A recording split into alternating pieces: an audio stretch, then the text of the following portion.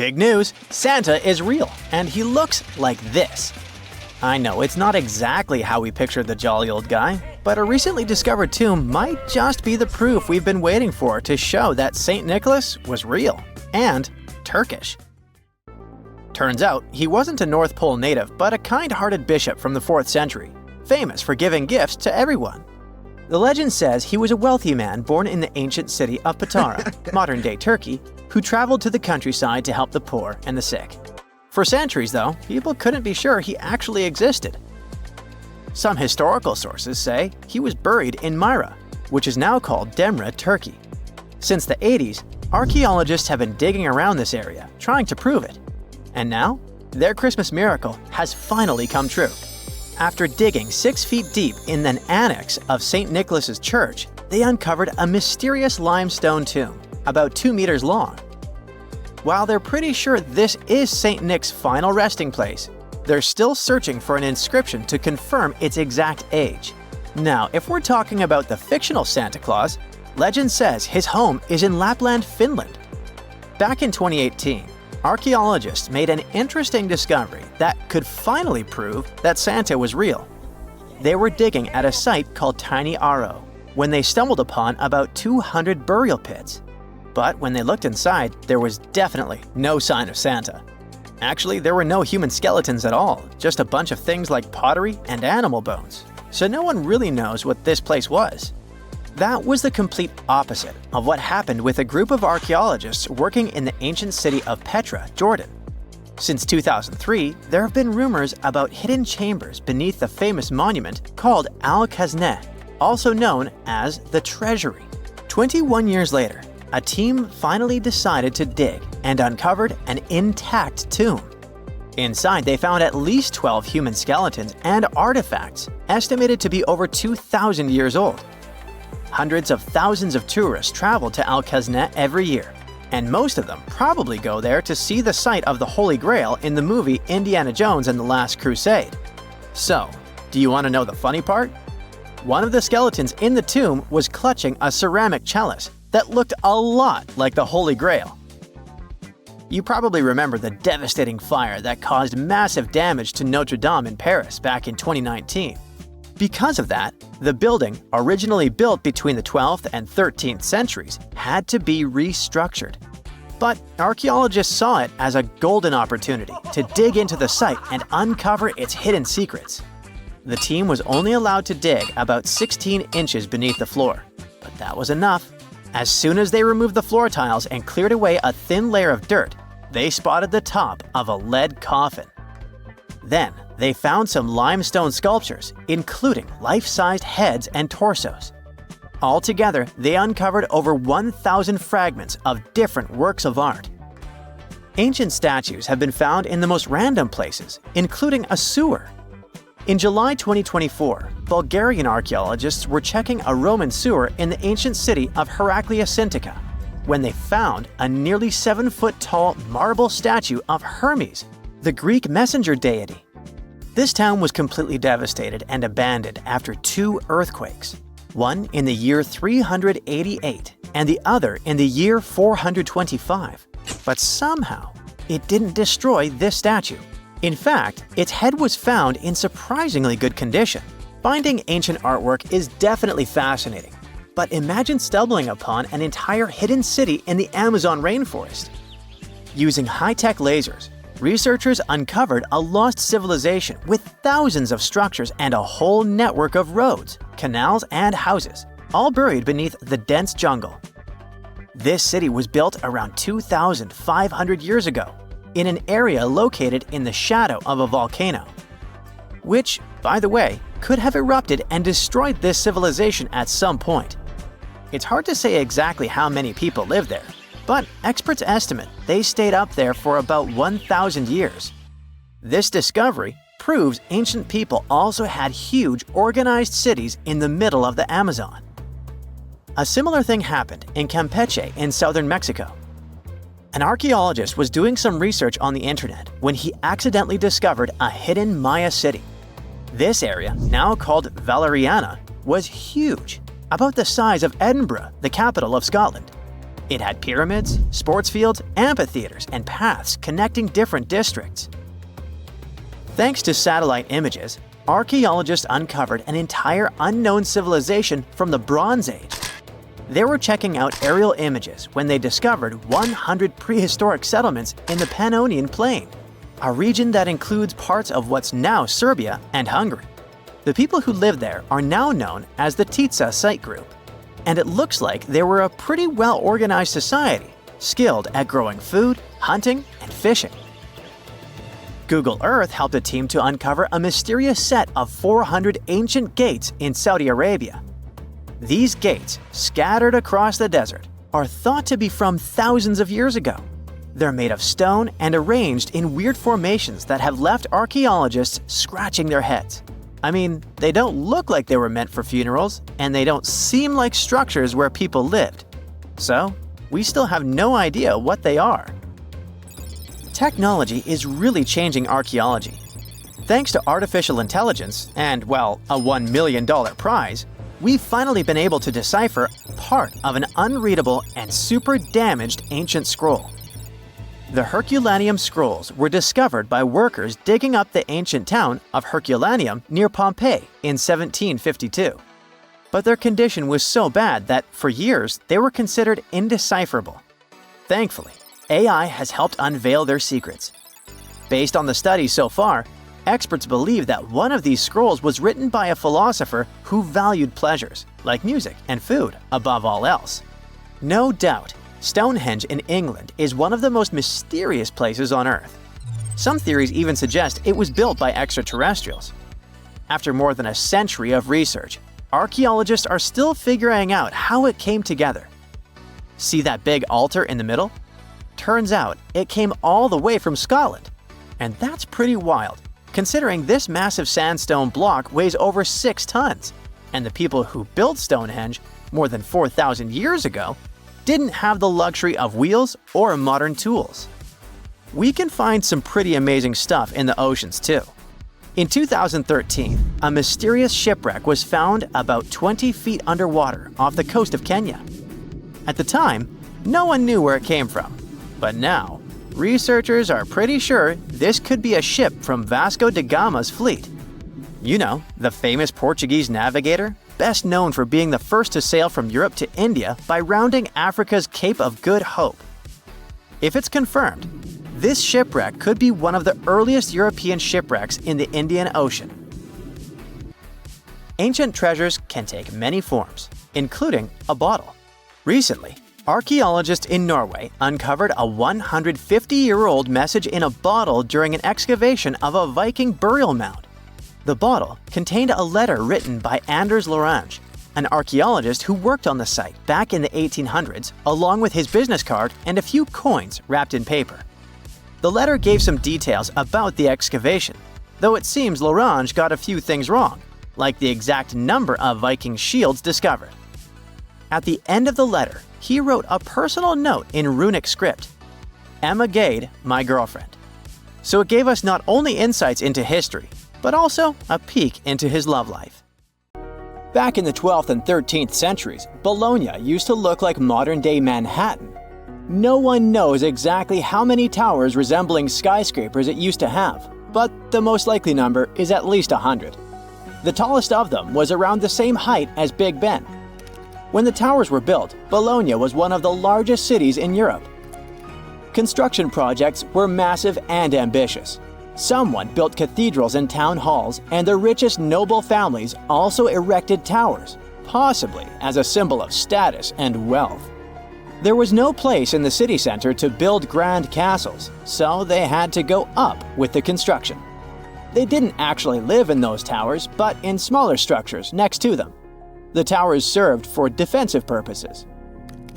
It took between 3 and 10 years of work to build one tower, and it was a really tedious process. Each of them had a steady foundation deep underground and a base made of big blocks of selenite stone.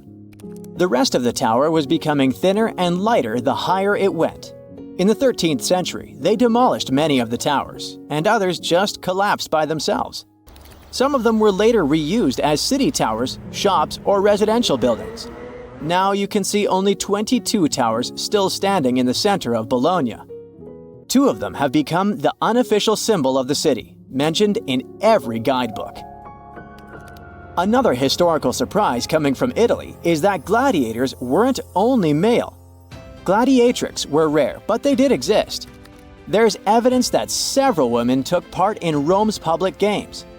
In ancient texts, these women were often called ludia, or mulieres, but not ladies. Some scholars think it means that it was mostly lower-class women in the arena. The term gladiatrix wasn't used in ancient times. It was first coined in the 1800s. Women who chose to become gladiators seemed to do so for independence, fame, financial rewards, and probably debt remission. They were most likely honored like male gladiators. All this was a bit tricky to accept in Roman society at that time, and women's roles in it. At the beginning of the current era, the Roman Senate passed a law prohibiting free-born women under 20 from taking part in arena games. Emperor Septimus Severus banned all women from the arena in the year 200 of the current era. He was probably afraid that women might want to compete in the Olympic Games. It would seriously mess up the existing social order. Pineapples were once the equivalent of designer bags and watches today, a symbol of wealth and status in Britain. You can still see them at the top of the western towers of St. Paul's Cathedral, one of the most famous landmarks of London. Explorers who came back from the Americas described pineapples with so much enthusiasm that everyone was dreaming about trying the king of fruits, as it was called. Pineapples need very high temperatures and years to mature. And despite the cold and rainy climate of England and Scotland, you could see pineapples growing in any wealthy country house garden by the end of the 18th century. They even installed special greenhouses called pineries with heating systems. A single pineapple was worth up to 80 pounds, which is about $15,000 today. Of course, people would hardly eat this expensive beauty, but send it as a gift or display on a dining table until it would rot. Folks who couldn't afford to buy a pineapple would sometimes rent one to show off wealth at a party. The king of fruits became a part of various designs and tableware for the rich. Stone pineapples on gateposts and the pineapple atop the Wimbledon trophy are living memories of that time. Around 1820, there were so many pineapples imported from abroad that they started losing their luxury status. 100 million years ago, there were giant crocodiles living in the Sahara Desert. In the 1990s, paleontologists found fossilized skeletons of primitive crocodiles, including the so-called supercroc. They discovered several partial skeletons from 110 million years ago. This prehistoric giant with a head as large as an adult human was about 40 feet long. That's about 2 times as tall as a giraffe. The croc thrived both in water and on land as part of a diverse ecosystem of ancient North Africa. The expeditions to the Sahara found a whole lost world of ancient crocodiles, with some species that resembled modern animals. One of them was the dog croc. With its tall legs and keen sense of smell, it moved through the surroundings, much like a dog. Another fascinating find was the duck croc, a 3-foot-long crocodile with duck-billed platypus-like features. It was adapted for life on land rather than water. And then there was also the rat croc, a small 2-foot-long crocodile. This species had front teeth, perfect for digging up insects.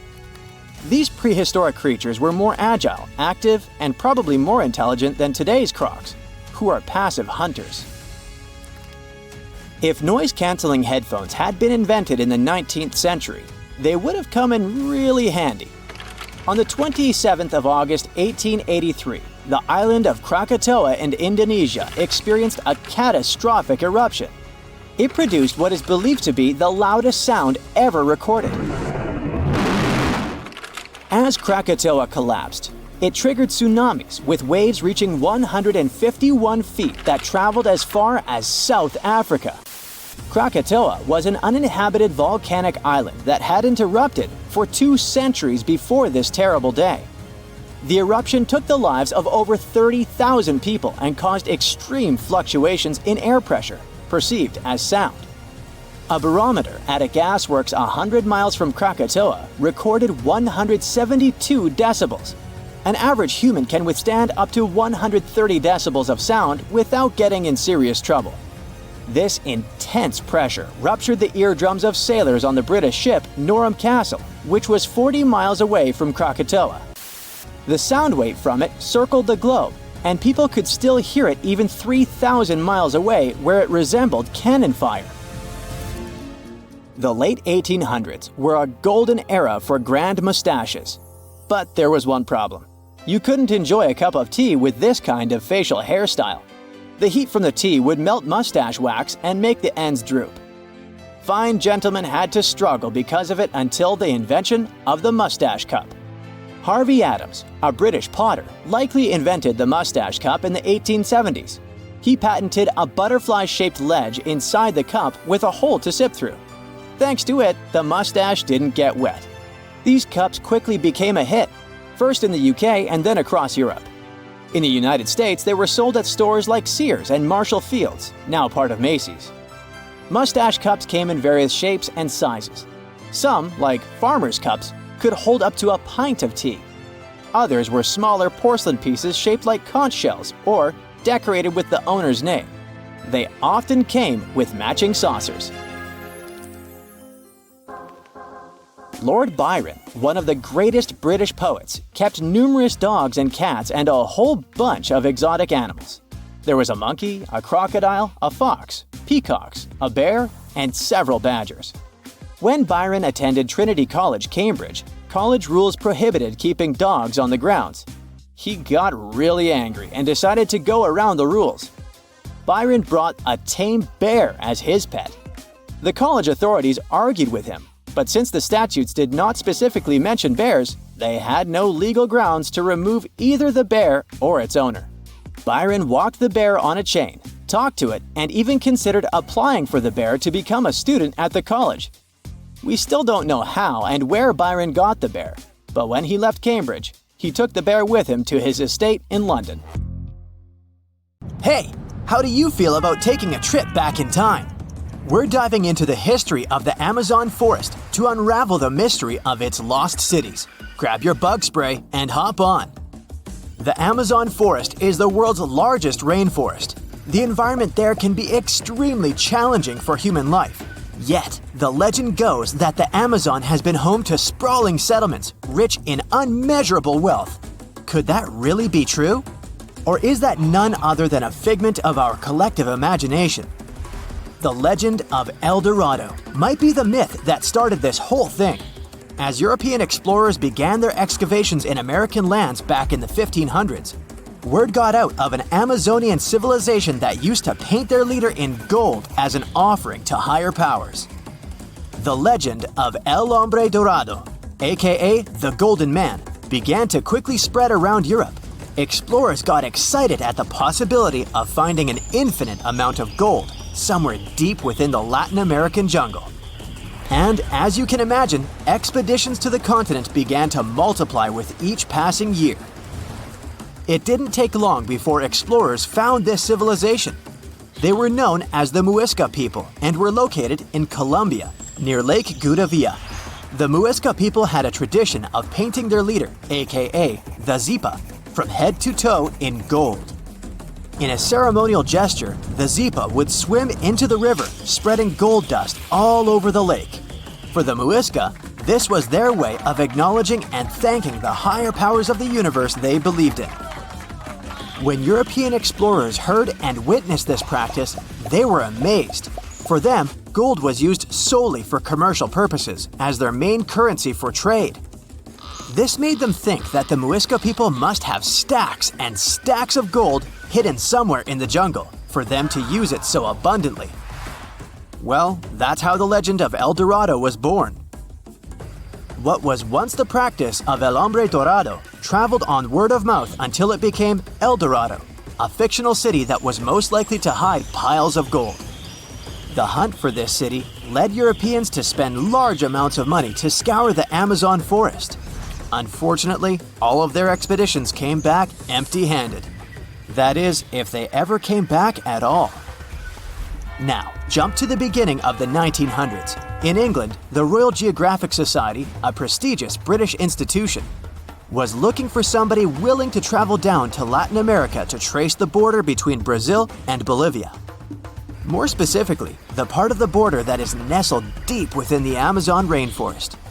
One Sir Percy Fawcett was a Latin American aficionado, and he gladly volunteered to do the job. Oh, it's important to note that the Amazon forest is virtually the size of the continental USA. It sprawls across 8 countries, including Brazil, Peru, and Bolivia. And trust me, getting around is no easy feat. The jungle is covered in dense vegetation, and in addition to that, it's home to insane predators such as anaconda snakes, panthers, crocodiles, piranhas, and so on. But despite all that, Fawcett was very successful in his mapping adventure and seemed to be wanting to come back more. Back in England, Fawcett would scour diaries from other explorers hoping to learn more about the ancient Amazonian civilizations. He would read about the Incas and the Mayans and the great empires they built. He believed that if the Incas were capable of building empires that stretched over 2 million square miles, this could mean that other Amazonian civilizations could have thrived there too. During his research, Fawcett came across a report from a 16th century explorer. The report told of a city deep within the Amazon forest that held unimaginable quantities of minerals. A town that stretched for 15 miles without any space from a house to house. This report fueled Fawcett's imagination to a new extreme. From then on, he became obsessed with finding what he called the lost city of Z. Over years, Fawcett searched the Amazon forest, usually looking for stone ruins that could possibly indicate human settlements. On his later expeditions, he focused on exploring the state of Mato Grosso in central Brazil. He would travel from Europe and into the lower region of the Xingu River. The trip to the Xingu would take him around 14 days on foot. Then, he would set sail in small wooden boats accompanied by local indigenous leaders that knew the region better than anyone. How he communicated with the indigenous population is still a mystery, since they only spoke in local dialects. Some scientists believe that this could have been the real reason why he never found the city. They believed he wasn't able to communicate what exactly he was looking for.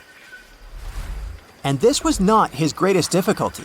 As we've said before, Amazon is not a kind place for its visitors. In his diaries, Fawcett tells of encounters with a 60-foot-long anaconda, which he bravely survived. He writes of endless sleepless nights and waking up with his hands and feet swollen from mosquito bites. Some of his peers said he was invincible and tireless, but the day came during his 8th expedition when he didn't make it back home. Fawcett disappeared without leaving any trace behind. Some even suspect that he was close to reaching his lifelong goal. On the day of his disappearance, he sent an optimistic letter to his wife saying there was nothing to fear, and that he was setting out on a certain final search. Fawcett's failed attempt to find ruins seemed to support what had become a consensus among experts at the time, that this rainforest was too inhospitable to support large, complex societies, let alone cities. Experts were convinced that the Amazon's lost cities were nothing more than fiction. That is, until the 1960s, when modern research began to find evidence that suggested otherwise. Scientists discovered patches of extremely fertile soil.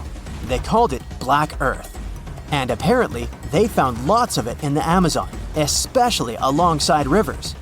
Further research even showed that such soil was created by human waste or the intentional burning of forests, which adds nutrients to the soil below, which could only mean bingo! The discovery of Black Earth was the evidence that large-scale agriculture was possible and probably did exist amidst the Amazon, confirming that settlements could have formed there after all. In the 1990s, along the Xingu River in Brazil, a team of archaeologists from the University of Florida made a remarkable discovery. Working alongside local indigenous people, they found very long ditches. After mapping them, they realized that these ditches were a sign of a big settlement. They were remnants of carefully designed walls centered around a plaza. Some were roads that led to more settlements. In fact, just this part of the Amazon, about the size of New Jersey, was once a network of dozens of settlements that experts believe could have been home to at least 50,000 people between 1250 and 1650 CE. Other discoveries were possible thanks to LiDAR imaging, a type of technology that allows researchers to take satellite pictures of the forest's ground without having to step inside of it. A network of trenches in Acre, Brazil, dates back to 200 to 1200 CE.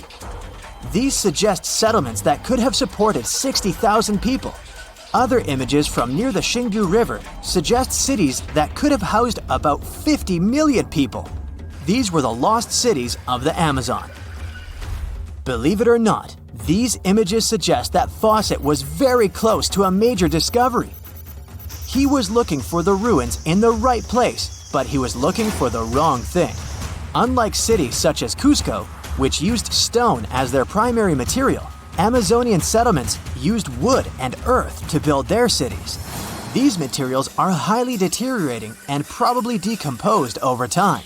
Finding them required a bit more technology than what Fawcett had available at his time. I bet you've never heard of the legendary oasis of Zerzura.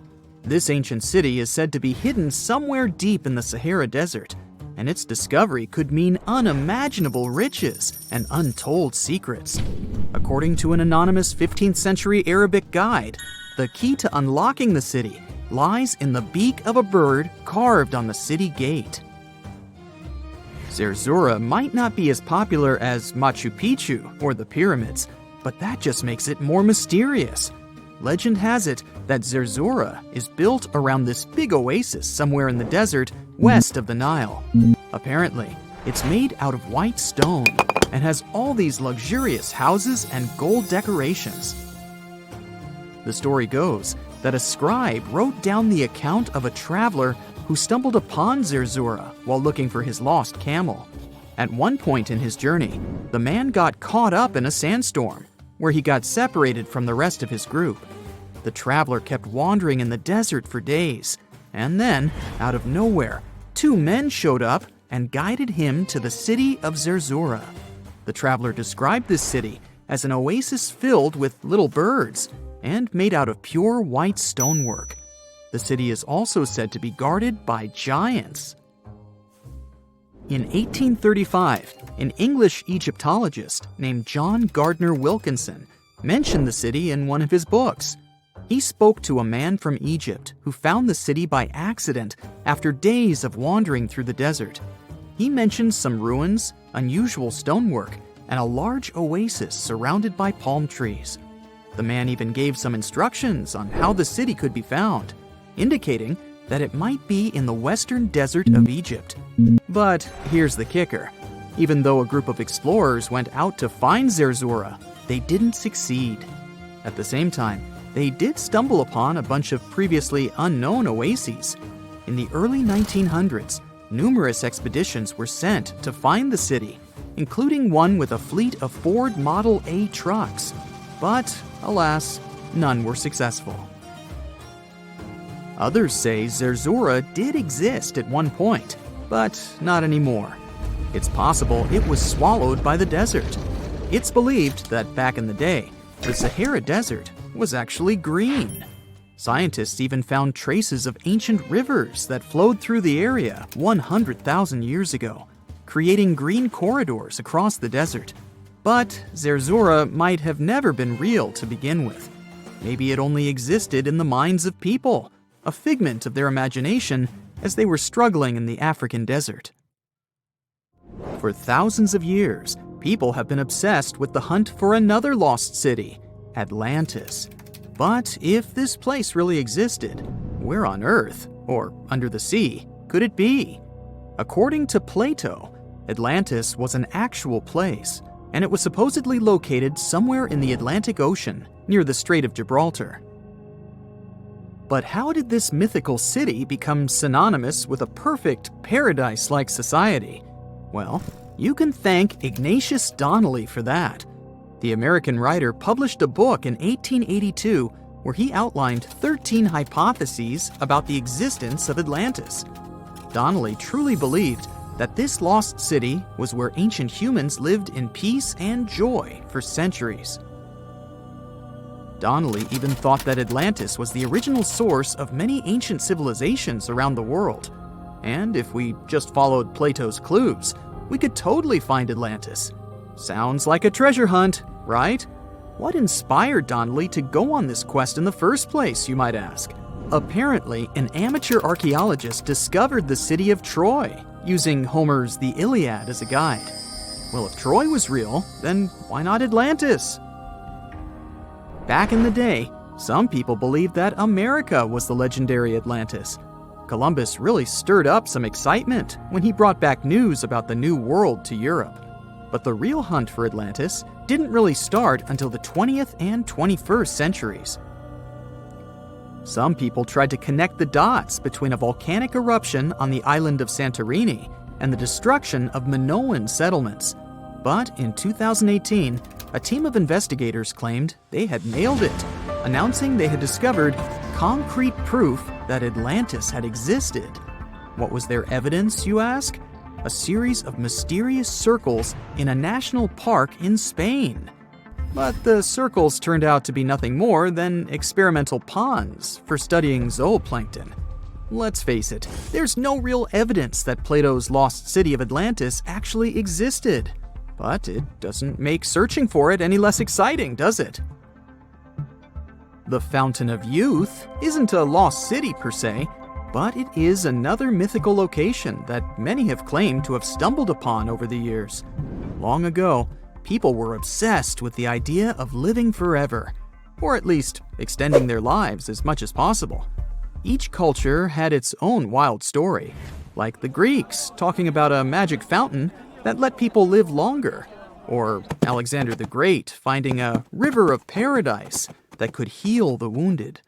Japanese legends spoke of hot springs that could make you young again, while the Caribbean locals talked about the restorative powers of the water in one of their own mystical lands. Explorers searched far and wide for these magical waters, but nothing. Probably the most famous of all was the story of the Spanish explorer Juan Ponce de Leon, who thought he'd found it in Florida. Now, Ponce de Leon was quite a character. He sailed with Columbus and became an important figure in the area now known as the Dominican Republic. He found gold in Puerto Rico and even became the island's administrator. But when the ruler of Spain decided to replace him in his duties, he got upset and decided to explore Florida, looking for gold and the elusive Fountain of Youth. He explored the Bahamas, but sadly, he didn't find any gold or magic water. He did, however, make his way to Florida. He explored the coast and even discovered the Gulf Stream. Unfortunately, his last expedition didn't go well, and he was wounded. But the legend of him searching for the Fountain of Youth lived on. Even though historians don't think he was really looking for the Fountain of Youth, thousands of people visit the Fountain of Youth Archaeological Park every year to try the sulfur-smelling water. It's the oldest attraction in Florida, which has been around since the 17th century. Some say the water has unusual properties, but I'll leave that up to you to decide after you visit this place. Norse mythology has its own mysterious land called Thule. It's said to be somewhere between Scandinavia and Iceland, where the sun barely shines and the cold bites hard. The folks there survive on a diet of millet, herbs, fruits, and roots, washed down with a grain and honey brew. As for its exact location, scholars can't seem to agree on it to this day. The legendary ancient Greek explorer Pytheas was said to be the first to stumble upon Thule during his quest for tin mines.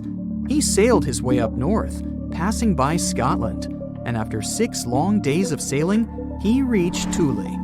The people there, according to Pytheas, were quite primitive, but that's no surprise since they were just simple farmers living off the land.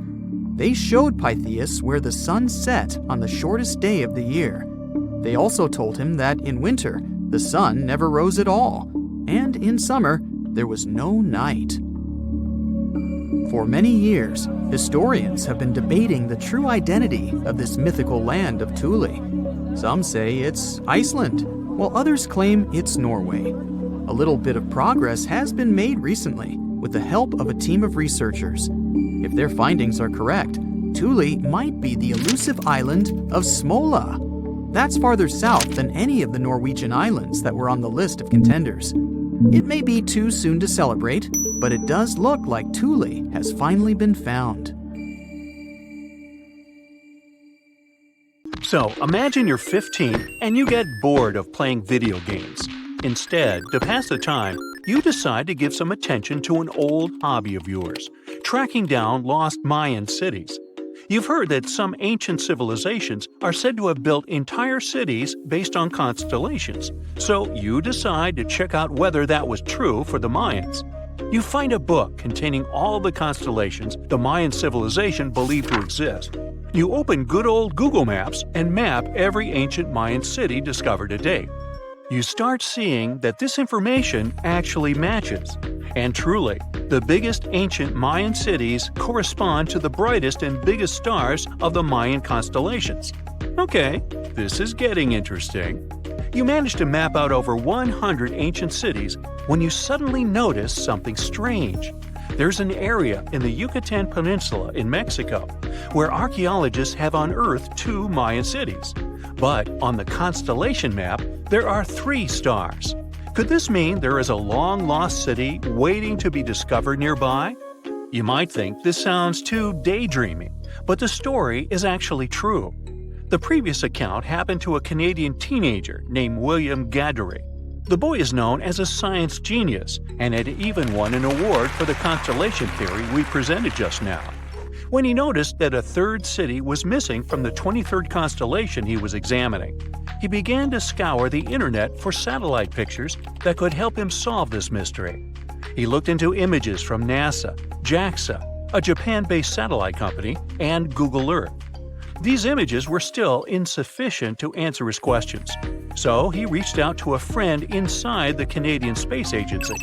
His friend provided him with state-of-the-art satellite imagery that gave him the answer he was looking for. According to the images, there is a large square area right on the border of Mexico and Belize, which looks like the remains of a city. William took the images to a remote sensing expert known as Dr. Armand Laroque from the University of New Brunswick. They studied the images thoroughly and concluded that the area could be housing 30 buildings and even a large pyramid. The scientific and archaeological community went crazy with the 15-year-old's discovery. Could this really be true? Some background. Lost Mayan cities began to be unearthed in the mid-20th century. Since then, ruins from cities such as Tikal, Palenque, and Uxmal have been rediscovered. The Mayans were one of the biggest pre-Columbian civilizations living in the Americas. They began to settle in the area as early as 1500 BCE. Experts believe that, at its height, the Mayan civilization consisted of over 40 cities, with a population of millions of people. That's a crowd. And their cities were pretty interesting. Their civilization spanned over Mexico's Yucatan Peninsula, Guatemala, and Belize. They survived mainly on agriculture, so they developed a complex irrigation system in most of their cities. They built a series of ceremonial buildings, pyramids, plazas, and even courts for ball games. The Mayans were keen pyramid builders, but they also developed an advanced astronomical system. With whatever ancient technology they had, they were able to predict the exact location of planets, such as Venus and Mars, and they were able to predict the exact dates of eclipses. That's why the methodology William used to discover this long-lost Mayan city was unusual, but not completely surreal. The Mayans were keen astronomers, so it wouldn't be too strange that they built their major architectural feats in relation to the sky, would it? And they wouldn't be the first ones to be doing so. There is a famous fringe of Egyptology dedicated to studying how the Giza pyramids were built in perfect alignment with the Orion constellation, meaning that each pyramid was purposely built to align with one of the major stars of Orion's belt. According to William, He first had the idea to look at the Mayan constellations because he couldn't understand why the Mayans built their cities where they built them. Most major cities, such as Chichen Itza and Uxmal, aren't near any rivers or significant bodies of water. Instead, they're built on marginal lands and on top of mountains, which confused the 15-year-old. His next thought was that it might have something to do with astronomy. William named the new city he discovered Mouth of Fire, which is also my nickname, and he even won a merit award for his hard work. However, his theory was very much contested inside the archaeological community, and many Mayan experts worked to debunk William's findings. Some archaeologists say that constellation theories are too unscientific. Anthony Aveni, a renowned anthropologist and astronomer, referred to William's methodology as an act of creative imagination. He explained that there is no way to be sure what the Mayan constellations really were. It's all just hypothetical. Another debunking of William's findings came from Mayanist David Stewart, who said that the object identified on the satellite imagery is nothing but an old cornfield.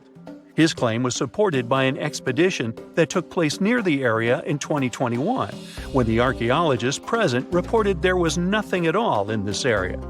Still, a 15-year-old boy almost found a long-lost Mayan city, which is pretty exciting if you ask me. Similar techniques as those used by William are actually being used to unearth lost civilizations all over the world. According to space archaeologist Sarah Parquet, satellite imagery has been a key player in discovering ancient cities in Egypt and other places.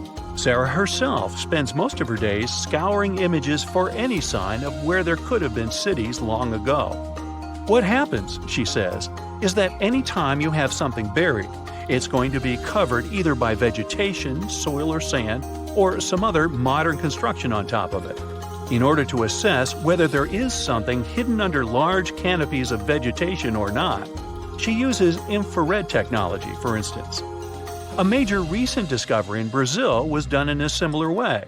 Satellite imagery detected a network of trenches dating back to 200 to 1200 CE. These suggest settlements that could have supported around 60,000 people. But in this case, the satellite imagery did indeed correspond to what was on the ground. Researchers from the University of Florida found several mounds that were accompanied by ditches and geoglyphs. Archaeologists also found remnants of carefully designed walls, centered around plazas, much like the type of construction done by the ancient Mayans. Advances in satellite tech have also shed new light on long-discovered ancient Mayan cities, such as Tikal. Located in the heart of the Guatemalan jungle, Tikal is believed to have been the capital of the ancient Mayan Empire. At its height, it was comparable in importance to cities such as London or New York in today's world. It was composed of a series of complex monuments, many of them believed to have been the resting places of kings and chiefs.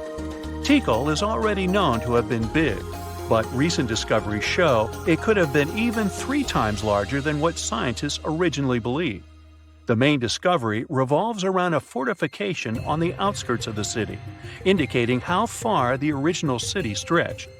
And new discoveries still take place. In 2017, researchers also unearthed new clues regarding the potential causes of the decline of the Mayan civilization. Using data from a Sidon seawall located 62 miles southwest of Tikal, scientists analyzed radiocarbon data from ceramics and archaeological excavations to extract new information about the sudden demise of this great civilization. The information shows that, instead of a sudden collapse, the Mayans most likely collapsed in waves of social instability and political crises. These events are believed to have deteriorated Mayan city centers and began causing the dispersion of the Mayan population. Well, it seems like it's a prime time to uncover ancient ruins. What do you say? Will you give it a try as well? There's a tiny island surrounded by the stunning clear Red Sea and a bustling underwater world. Zabargad, also known as St. John's Island, has no trees and consists mostly of peridotite, which is rich in peridot. And before you Google it, peridotite is a gemstone that has the nickname the Evening Emerald because of its sparkling green hue. Some historians believe Cleopatra herself loved peridots, and that lady could afford any jewels in the world. Geologists believe peridot forms as a result of the spreading of the seafloor. When the Earth's crust decides to part ways, rocks from deep down get pushed up to the surface. That's exactly how our treasure island formed. The African and the Asiatic continental plates bumped into each other, and rocks in the lower crust went above sea level. Peridot also comes from meteorites that have crashed into Earth, but that's really rare. Its color ranges from a brown-green color to yellowish-green to pure green. Yellowish-green is the most common shade you'll see in jewelry. This color is possible thanks to a good amount of iron in the stone. The deposits of this beauty are spread all across the world, from Vietnam to Arizona and Hawaii, Tanzania, South Africa, Sri Lanka, and Norway. And then, of course, there's Zabargad. So, this place is geologically unique as it's an island built of uplifted mantle, and it's also the oldest and longest known source of peridots in the world. The first people came here for the gemstones many centuries ago. Famous Roman philosopher Pliny the Elder mentioned in his writings that pirates had discovered Zabargad's treasures in the year 500 before the current era. The beautiful green rocks made their way to Queen Bernice of the Roman Empire. They came from the ancient trading port Berenike on the edge of Egypt's eastern desert. When the city fell in the 6th century, all work stopped, and the island with all its treasures stood alone for hundreds of years. In the 19th century, British explorers found the beautiful green island in the Red Sea and figured out it was the one described by Pliny the Elder a long time ago. Turkey did some mining here in the 20th century. Over just 4 years, they managed to collect over $2 million in peridots. They sent the gemstones to France for cutting. The work conditions on the island were nothing like a tropical fairy tale you could imagine. There was no drinking water for workers, so they had to install a gas-powered water condenser. Now, this territory belongs to the Elba National Park System. Most people come here to see the underwater beauties of the reefs, but if you look above the water, you can still see some beautiful sparkling peridots. If Christmas Island in Australia is on your travel list, plan the trip wisely. If you end up there in October or November when the wet season begins, you won't be able to enjoy a walk around. Red crabs cover the whole island like a blanket. And it's not one of those fluffy blankets you want to wrap yourself into. Over 100 million crabs are on a mission to reach the shore alive, marking a crucial phase in their life cycle. For the majority of the year, these red crabs reside in burrows and rock crevices. They have fruits, berries, fallen leaves, and various organic matter to keep them going. But when the dry season is over and the moon is in a specific phase, they know it's time to go. When they reach the coast of the Indian Ocean after several days of migration, they create deep burrows where females will eventually hatch their eggs. Once the burrows are ready, the male crabs return to the rainforests and the females stay at the beach for at least 12 days to keep the family going. The new parents are so smart, they follow the moon to pick the perfect moment with a milder tide to carry their eggs to the water. Once they hatch, the crabs bring their new family members back inland. There, they wait for the rainy season again to keep the circle of life going. To safeguard this magic, authorities close road in areas where crab migration takes place. Japan has a brand new addition to its archipelago. The world's newest landmass literally popped up in November 2023. This unnamed island is just over 300 feet in diameter. It's made of pumice and tuff left by an undersea volcano that kicked off its eruptions in October. The volcanic hustle has quieted down since then, and the waves are eroding chunks of the newly found land. Without lava flows to create a sturdy protective crust over the soft volcanic debris, the future of this freshly formed island is unstable. Similar islands had popped up before but were short-lived and vanished once volcanic activity ceased. An island born in 2021 the same way is still visible today though, so the newborn island might have some life prospects. If not, we're likely to see more territories like this. Japan is super rich in active volcanoes on land, with over 100 in its collection.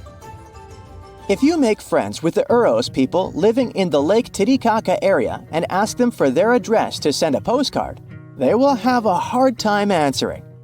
Their ancestors from more than 500 years ago came up with a brilliant invention to protect themselves from the Incas. They built islands from totora roots and reeds that could be moved away from danger deep into the lake. Totora plants help the local community a lot since it's water-resistant and is used for all sorts of things, from building boats to roofs and mattresses. The islets are even edible, and the flowers of the plant they're made of are used for tea. So there are around 120 islets still preserved, and over 1,000 people can live on them. From 2 to 6 families share one islet home. Since there's no need to run away from the Incas anymore, they need to make sure the islets stay in one place. Every 15 to 20 days, the reeds forming the islets decay and need to be replaced. To prevent constant drifting, locals use eucalyptus rods as anchors, firmly securing the islets. Despite their small size, these islets have 2 spoken languages. The residents craft their fabric and create stunning outfits. Solar panels provide sufficient power for them to have light and even TVs. The main islet has a radio station, and the locals have embraced tourism. You can make a reservation online and experience the floating life yourself. Some islands pop out of nowhere, and others disappear without a trace. One of the most famous so-called phantom islands is Hy-Brasil off the coast of Ireland. Before you ask, no, it doesn't have anything to do with Brazil. Hy is a variation of I, which means island, and Brazil comes from the root bres, meaning mighty, great, beautiful in Irish, and it gave the name to one of the local deities. This tiny mist-covered island was first mapped in 1325, but later attempts to pinpoint its exact location didn't come to one result. So, legend has it that the island appears only once in 7 years, and even those who claim to have seen it say they had just sailed right through it without bumping into any land. Captain John Nisbet shared the story of how he had not only spotted Hy-Brasil, but got stranded on it with his crew. According to him, the island boasted a castle and was mostly uninhabited. There was even an encounter with an ancient grave gentleman who shared the island's ancient history over a lavish feast. In the late 15th century, a series of expeditions set sail from Bristol to find the famous island. All attempts failed, and Hy-Brasil disappeared from the maps in 1865. We might never find out if it was there in the first place, but it's a beautiful story anyway. Imagine discovering an ancient city without leaving the comfort of your home.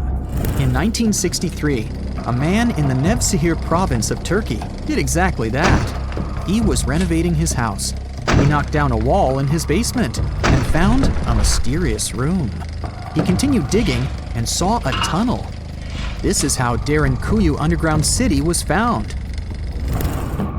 Derinkuyu is one of the deepest multi-level underground settlements of Cappadocia and in all of Turkey. This engineering masterpiece has 8 levels. The inhabitants living on those floors had access to cellars, storage areas, chapels, a school, a study room, and other structures. All floors are connected by an extensive network of tunnels. It's believed that the underground city was built as a shelter. You can't see the construction from the outside. Its depth is approximately 279 feet. The complex was large enough to shelter about 20,000 people, plus their livestock and food supplies. There's also a 180-foot ventilation shaft. People used it both for ventilation and as a well. The well supplied water both to the villagers living on the surface and to those hiding in the underground city. Interestingly, those living on the bottom levels were able to cut off the water supply for the upper and ground levels. This kept the water safe from potential poisoning. The place was designed for protection. The tunnels could be blocked from the inside with huge round rolling stone doors. The passageways were extremely narrow. Potential invaders had to enter the tunnels one at a time. Seems like they thought of everything in the 7th century BCE. Archaeologists believed the Phrygians were the ones who first built the levels. After them, the structure was used and enhanced in Roman times. This was when the chapels were added. The golden time of Derinkuyu, however, was during the Byzantine era. But how did these people manage to create such tunnels? Well, the rock they carved them into wasn't usual. It was soft volcanic rock. It appeared due to a geological process that began millions of years ago. Volcanic eruptions covered the area in thick ash. It then solidified into this soft rock. When the natural forces of wind and water eroded softer parts, only hard elements remained. Fun fact, fairy chimneys are also made of intricately shaped volcanic soft rock, but they formed naturally without any human intervention. I'm still in Turkey, but this time, my destination is Çanakkale, where a myth came to life. For 3,000 years, people believed that Homer's Iliad was fiction and that Troy never existed. In 1863, everything changed. Expatriate Frank Calvert discovered ancient ruins in western Turkey. He was convinced they belonged to the ancient city of Troy. Heinrich Schliemann examined this area in 1868. That's when Troy saw sunlight again after all those centuries. Troy has complex layers. Over the years, 9 ancient cities were built on top of one another. Historians say that the area was strategically located between Europe and Asia, so it became a prosperous trade and cultural center. This strategic position made Troy attractive throughout history. After the Trojan conflict, the city was abandoned between the years 1100 to 700 BCE. Then Greek settlers rediscovered the area, and Alexander the Great ruled there. The Romans then invaded the city. Speaking of this event, the first thing you would see when visiting the site is a replica of the wooden Trojan horse from a movie shot in 2004. The next stop is Lothal. In the 1950s, Lothal and several other Harappan sites were discovered in India. These new provinces extended the boundaries of the Indus Valley civilization. Lothal was an important part of the Harappan civilization. It had vast cotton and rice fields. Plus, it had a bead-making factory. Beads were made from semi-precious stones, like agate. Many of these beads were later found in Mesopotamia, which serves as evidence that Lothal was a thriving trading port. Archaeologists believe that the city was part of an ancient trade route. Traces of agriculture? Check. Traces of trade? Check. What else? The remains of residential buildings, streets, bathing pavements, and drains. Some real city planning, and impressive examples of early urbanization. The town was well constructed. There were modern houses. Some of them had 6 rooms, bathrooms, a large courtyard, and even a veranda. Lothal also had the world's oldest known dock. It linked the city with the Sabarmati River and the trade route. The ancient Mayan city of Calakmul is located in southern Mexico in the tropical forest of the Tierras Bajas. From 500 CE to 800 CE, Calakmul was home to over 50,000 people. There was a central plaza surrounded by outer districts. And if we count both the inhabitants of all those outer areas and those who lived in the center, Calakmul had a population of more than 1.5 million people. It was a city that was habitable for 12 centuries. It's believed that the place had more constructions than any other excavated Maya settlements in the region. After 1000 CE, the Maya civilization there faced a downfall. The settlement that was once the center of Mesoamerica was almost completely abandoned. The ancient city was at the heart of the second largest tropical forest in America. The site is well preserved, so today, if you were to visit it, you would be able to picture what life looked like in ancient Mayan times. The city remains include architectural complexes and sculpted monuments, defensive systems, quarries, water management features, agricultural terraces, massive temple pyramids, and palaces, not to mention a variety of body ornaments and other accompanying objects. It proves that complex state-organized societies lived in this tropical forest. The Mayans depicted nature in their paintings, pottery, sculptures, rituals, and even food. I'm moving on to a place people thought didn't really exist, the city of Thonis Heraklion. appeared only in a few inscriptions and ancient texts. Turns out, it was waiting to be discovered for thousands of years. Scientists searched the majority of the coast of Egypt.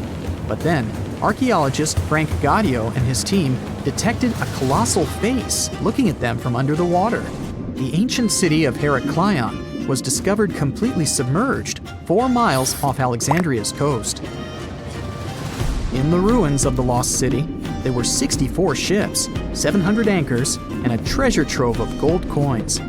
Archaeologists consider a 16-foot tall statue and the temple remains the most important findings discovered by the expedition. Back then, the city had ceremonies and celebrations that took place in the Temple of Amun.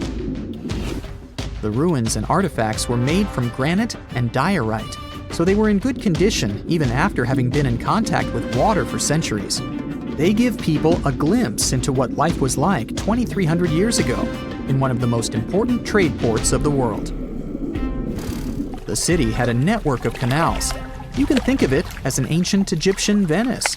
The canals linked many separate harbors and anchorages. Towers, temples, houses, and other structures were also linked by bridges.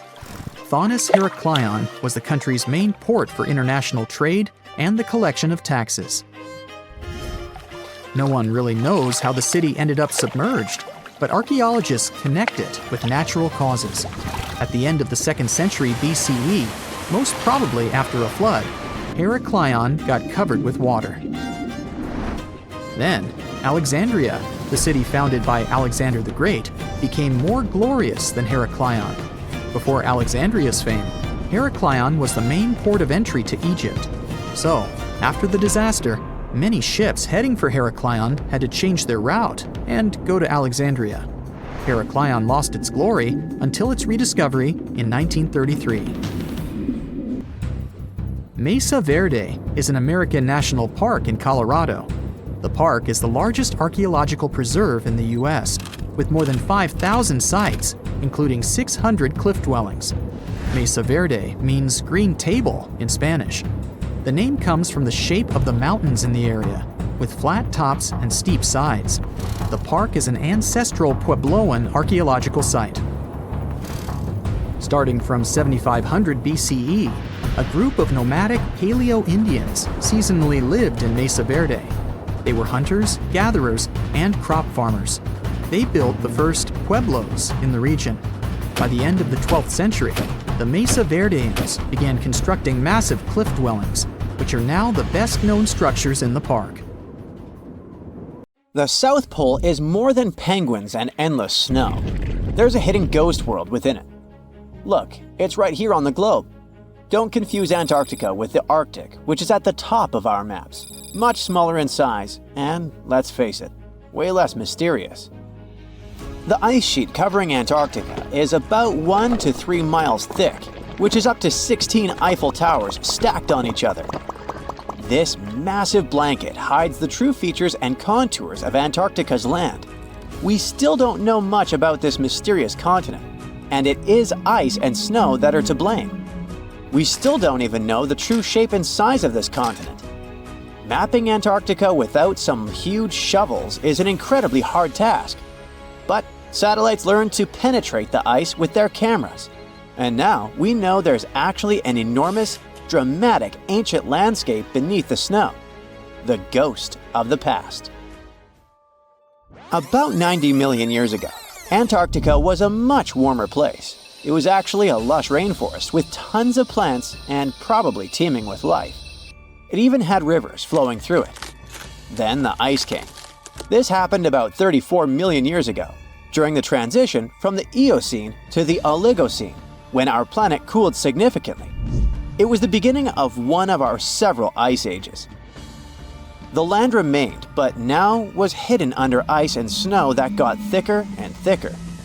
To a regular eye, Antarctica turned into a white desert, vast, flat, and featureless.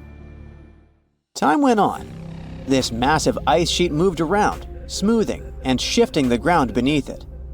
Over the millions of years, it changed what the land looked like. Now, if we looked under the ice, it wouldn't hold any signs of the original South Pole, except for one place. In areas where the ice is especially thick and doesn't move much, like in East Antarctica, it has actually worked the other way around. It became like a super thick blanket that protects the land. Normally, things like wind or rain slowly wear away the ground over time, changing its shape. But since we have this protective ice blanket, it prevents these natural processes from reaching the stuff underneath.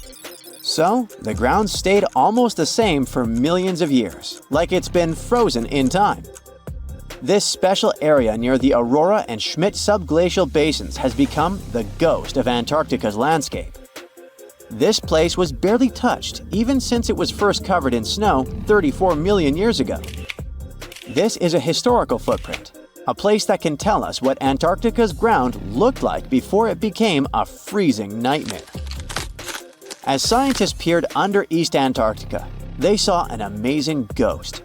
The traces of the rivers that were flowing there millions of years ago, various valleys, and some weird little islands, as well as 3 big chunks of land shaped like the letter U. Hey, what's that all about?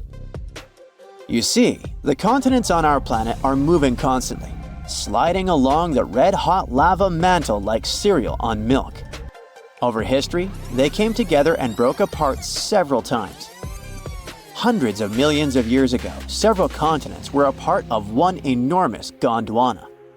Antarctica was one of them. It used to be one huge landmass. But when Gondwana broke apart, the poor continent got stretched by tectonic forces. Parts of land were pulled away from each other. Whoosh! And they got torn apart. And that's how we got these big chunks or blocks of land under thick layers of ice. In any case, scientists now want to explore this ghost a bit more. But to study it deeply, they need to actually drill down through the ice, like using a straw to get to the bottom of a thick shake. This will help them pick up some rocks and dirt from way below to learn more about the Earth's history and climate. Antarctica is the 5th largest continent in the world, approximately bigger than the entirety of Europe or Australia, competing with the entire South America in size. Aside from East Antarctica, we discussed there are several more regions: Antarctica Peninsula, South Pole, West Antarctica, and the Ross Sea.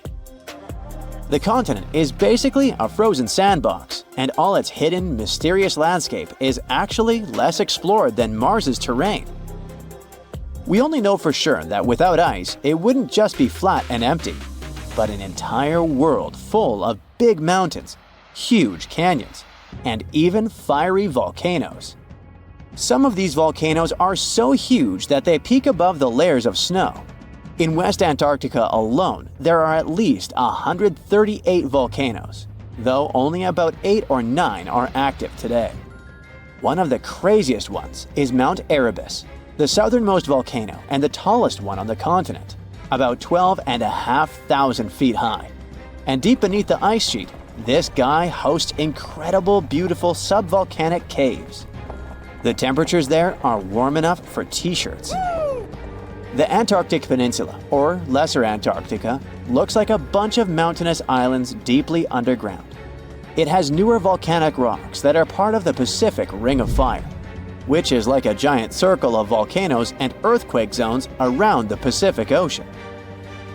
The Greater Antarctica is a huge part, almost as big as Australia. It consists of East Antarctica and the South Pole. Beneath the ice, it's a place of rocks that have been around for a very, very long time, including the special zone we mentioned. You probably know that Antarctica is nearly devoid of humans. No wonder, with a mean temperature of about -46 degrees Fahrenheit. But even though this place is horrifyingly cold and deserted, life still clings on. You guessed it, in the underworld. In 2017, scientists found DNA traces of algae, moss, and even possibly unknown small animals in the deep caves. That means that even in such crazy conditions, there are still unique ecosystems thriving in little isolated warm pockets beneath the snow. There was another incredible find beneath Antarctica's Ross Ice Shelf, a lively ecosystem vibing within an underground river. Scientists have long suspected that Antarctica's underworld should have some freshwater lakes and rivers. One day, a satellite spotted a groove there. They decided to explore it and used a hot water drill to melt their way through the ice. As they reached the underworld, they dropped a camera into one of those hidden fresh rivers.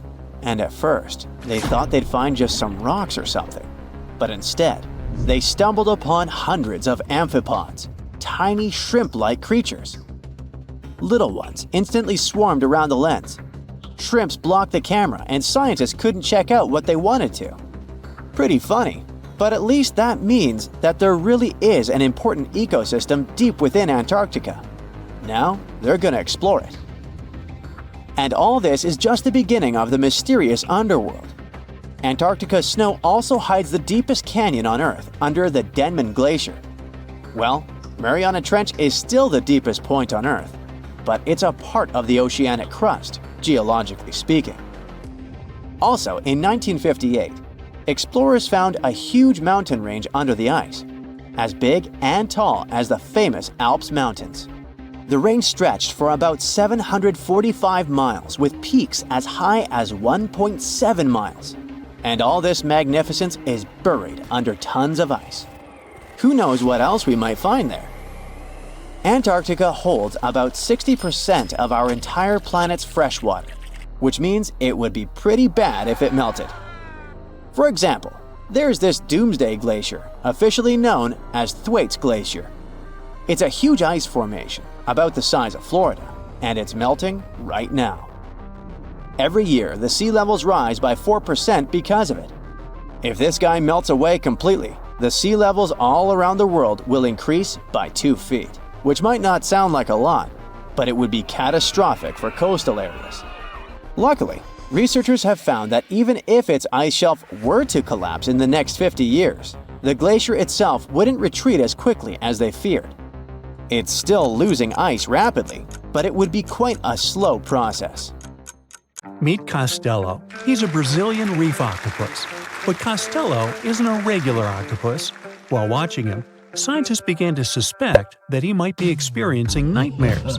When he was sleeping, he was changing colors, making some wild movements, expelling water, and even releasing ink. They decided to study Costello for a while. His behavior during sleep resembled stress and fear.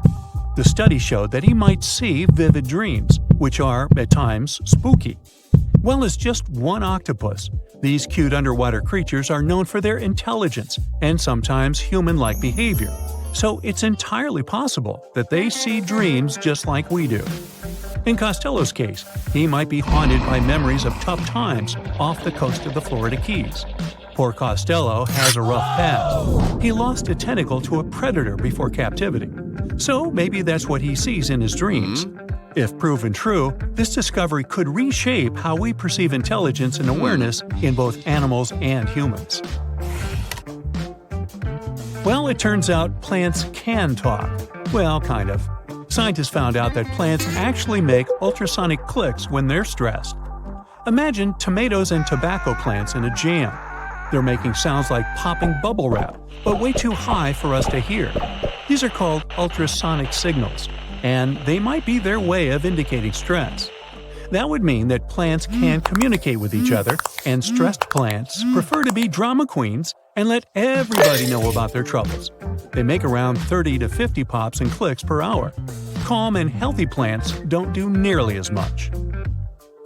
And not only do plants talk, but even have their own language.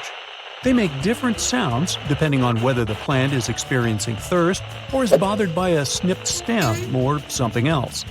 Moreover, some of them are so dramatic that they start ringing alarms even before they show signs of dehydration, when they know they're getting close to it. Scientists aren't sure why they do that, though. They believe that it might involve cavitation, a term that means air bubbles dancing in the plant's plumbing. Plants that sing these symphonies include corn, wheat, grapes, and even cacti. That is quite a big discovery in agriculture. We could use it to check if our crops are thirsty and stuff like that. So now we'll be eavesdropping on plants and deciphering their secret language. Okay, time for some universal news. Recent studies are shaking up what we thought we knew about the universe's age. Our findings during the last decades showed that the universe must be around 13.7 billion years old. However, a new study shows that it might be almost twice as old, up to 26.7 billion years. Keep in mind that it's not proven, so for now, the official number stays the same.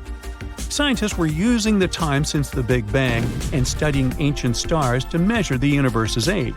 But some stars were playing hard to get, looking older than the universe itself.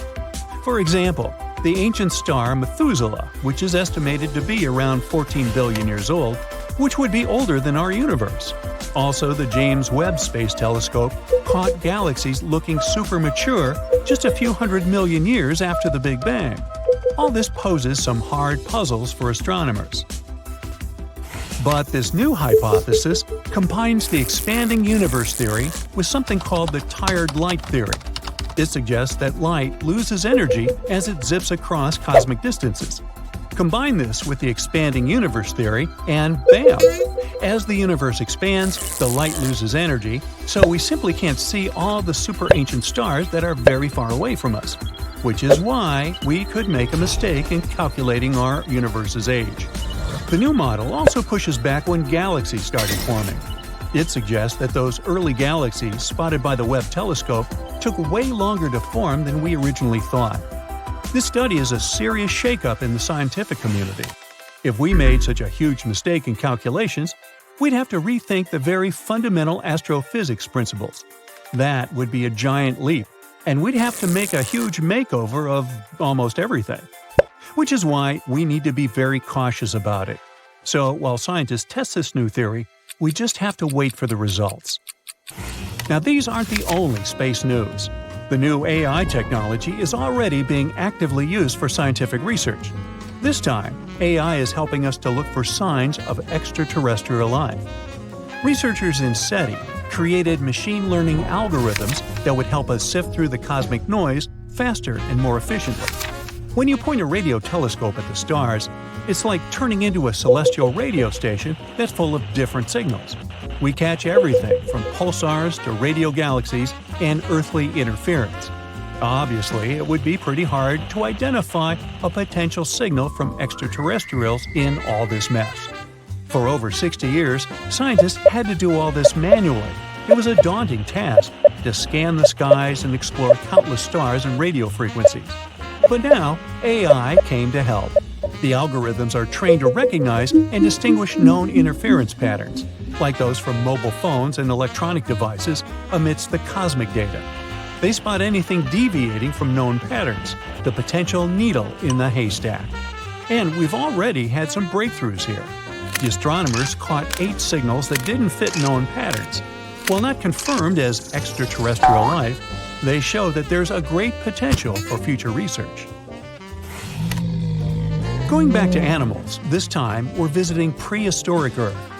Imagine turtles so massive they make today's turtles look like tiny toys. Recently, scientists stumbled upon the fossilized remains of one of these giants. It's a sea-dwelling titan that cruised the European waters about 80 to 70 million years ago. The discovery was accidental. A hiker in northern Spain stumbled upon fragments of this creature near the Pyrenees Mountains. This turtle was roughly the size of a rhino, around 30 feet in length. Just to give you an idea, this creature would be about the size of an average car. It shows that extreme sizes were more common before an extinction event. The turtles we know now, of smaller, still substantial sizes, dominated afterward. But the ancient oceans were filled with giant turtles munching on mollusks and jellyfish. This discovery also challenges the idea that gigantic turtles were exclusive to North America. The existence of this turtle proves that these colossal reptiles were hanging out in European waters too. So this might be just the tip of an iceberg, and you'll want to steer around that one too. And finally, NASA's James Webb Space Telescope has made a great discovery. It detected a crucial carbon compound in space. It's called methylcation, and this tiny molecule, even if it might seem insignificant, could help us unlock the secrets of interstellar organic chemistry. Carbon is incredibly important. Carbon molecules are building blocks that construct everything from stars to planets to, well, us. It's the key ingredient for life, and scientists are eager to understand how it shaped our existence on Earth, and if it could do the same elsewhere in the universe. And methycation plays a very important role in the creation of complex carbon-based molecules. That's why it's very cool that we discovered methycation, even if it's very far away. NASA scientists found it in a young star system. This system is chilling about 1,350 light-years away from us, in the Orion Nebula. The star in this system, which is smaller and a bit weaker than our Sun, is bombarded by intense ultraviolet light from nearby hot, young, massive stars. You'd think such strong UV radiation would destroy complex organic molecules. But the research team believes that it might actually kickstart the formation of these carbon compounds. Maybe stronger stars and their insane radiation levels actually work as energy sources for life. They set off a chemical chain reaction, which results in complex carbon stuff like plants and animals. Seems like we found yet another puzzle piece.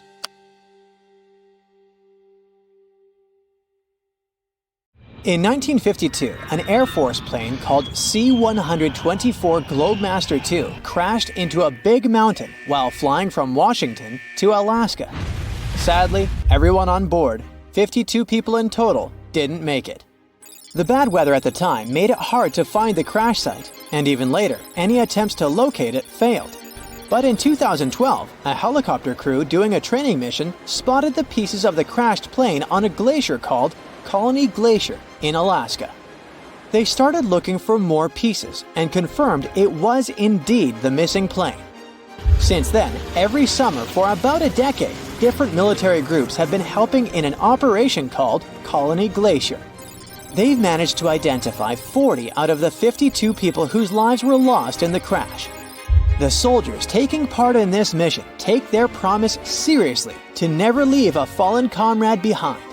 They believe it's their duty to bring back those who didn't make it. Another discovery comes from the Alps. In 1991, some hikers exploring the picturesque Alps stumbled upon a human body. It was half frozen in ice at the top of a mountain pass between Italy and Austria. At first, the local police thought it might be a mountaineering accident. But in a few weeks, archaeologists started claiming that this guy might have lived more than 5,000 years ago. They eventually gave the frozen fellow the nickname Ötzi. He was named after the nearby Ötztal Valley. He's become quite famous as the oldest ice mummy on record. Ötzi's frozen state might not be as unique as we thought, and that's where things get really cool. Archaeologists have another theory. See, at first, everyone was convinced that Ötzi marked the start of a cooler period because he had been frozen in the ice without any interruptions since he had lost his life. Yet, over the past few decades, glaciers and ice patches worldwide have been melting away like ice cream on a hot summer day. Not just Ötzi, but other ancient relics like bodies, hunting gear, horse droppings, and even ancient skis started to appear. So, archaeologists say there are similar sites. They found quite a few, and they all fit perfectly into this growing field of glacial archaeology. It seems like as the world warms up, it will show even more ancient secrets from the deep freeze. Moving on to another amazing discovery. In 2018, William Taylor and Nick Jarman were exploring the snowy slopes of Mongolia's Altai Mountains. They found an ancient treasure trove hidden in the ice. Inside the trove, they found a well-preserved 3,000-year-old arrow shaft adorned with ochre markings. It was in pristine condition, a rarity for organic items that old. They found other items too, like a bronze arrowhead with bits of animal sinew still attached. All of these relics had been untouched for hundreds of years, since they had been locked in the ice. In Mongolia, rising temperatures have melted ice patches that remained frozen for centuries. Similar discoveries have been made in the Yukon, US, Italy, Siberia, and Norway. Thousands of sites have been identified. Yet, scientists are racing against time to document and preserve these artifacts before they're lost forever. The study of these artifacts challenges the definition of these environments as wildernesses and shows how indigenous people coexisted with nature there. Sometimes people find simple items too, as simple as a sandal. This one, discovered on one of central Norway's mountain passes, indicates that people used this route roughly 1,700 years ago. This suggests that there was less snow and ice in that area back then. The sandal, dating back to around 300 BCE, resembles Roman sandals of that era. Again, in Norway, hunters found an iron sword high up on a mountain, more than 5,250 feet above sea level. There's no nearby burial site, and it's puzzling why someone would have a sword in such a remote location. Archaeologists speculate that the owner might have become lost. Then, in 2011, unusual objects resembling giant slingshots began to emerge as the ice melted. Radiocarbon dating suggests that this particular object was crafted around 400 BCE. It measures over 3 feet long and has knife cuts. Those puzzled archaeologists until one team member recognized them as tang, or pliers, used to secure loads on sleds when transporting hay or leaving for animal food. People in the area used hay sleds with pliers until the 1950s, when tractors became more common. Now, let's get back in time to thousands of years ago. We can easily do that by looking at this woolly mammoth. This creature looks a bit like a cherished but slightly worn-out toy. This ancient giant, whose heyday was 39,000 years ago, is the best preserved mammoth ever found. Even its signature shaggy hair is surprisingly well preserved, having been trapped in glacial ice until its recent discovery in Siberia. This remarkable animal is stepping into the limelight in Yokohama, Japan. Scientists are running tests that might bring this extinct species back to life. When they stumbled upon this female mammoth, they uncovered a hidden treasure, a sample of her blood preserved beneath the ice.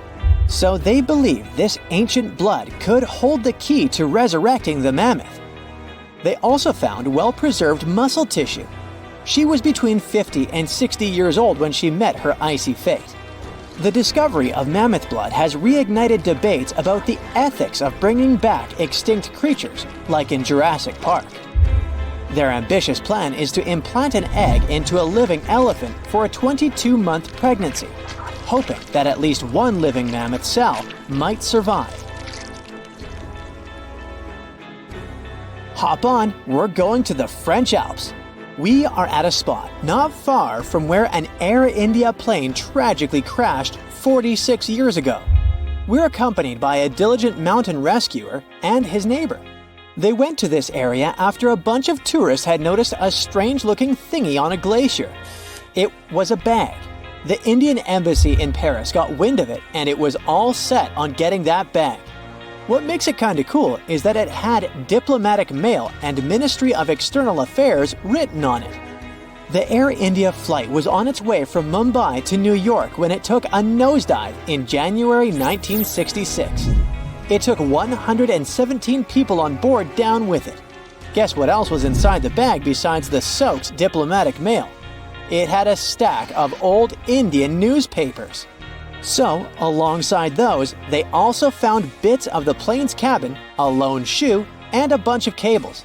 Totally unexpected treasures on that mountain. During the summer of 2013, scientists stumbled upon a message left behind by a geologist named Walker, who had placed it there 44 years before. That message sort of served as the man's last testament. He passed away just a month after hiding the bottle in the rocks on the island. The content of the message was quite astounding. In 1959, Walker had measured the distance from those very stones to the glacier's edge, and it clocked in at a mere 167 feet. By 2013, that distance had ballooned to 400 feet. Researchers are convinced that this stark contrast between the two measurements underscores the consequences of ongoing global warming. Imagine the melting ice in Norway's mountains as a time machine revealing a treasure trove. Nearly 800 Viking artifacts tucked away for over 1,000 years have been unearthed. They give us a peek into the bustling trade networks of the Viking era and the critical role of the mountain passes in this ancient commerce. Among the finds are leather shoes, cozy woolen mittens, stylish tunics, feathered arrowheads, horseshoes, walking sticks, and kitchen gadgets from the Viking chef's toolkit. There are even Viking pack horse souvenirs. These artifacts provide us with insights into ancient travel habits and the peak times when those paths were bustling with activity, and give us a glimpse into the lives of adventurers.